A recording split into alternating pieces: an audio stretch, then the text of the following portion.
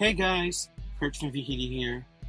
Just a quick video showing you how to switch door side notification on your M series head unit. Ever had an issue where your right door is open but the head unit says it's left? Here's how you fix it. From your home screen, tap the settings icon from the left side, go to car infotainment, scroll down and select about device. Now tap the gear icon, enter 8878. Then from here, select CAN type.